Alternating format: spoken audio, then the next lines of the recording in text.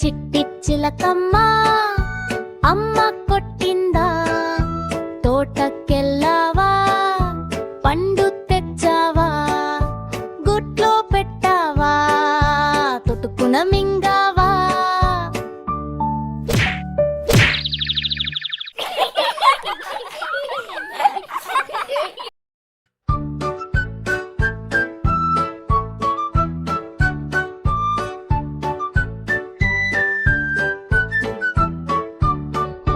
చిట్టి చిలకమ్మ అమ్మ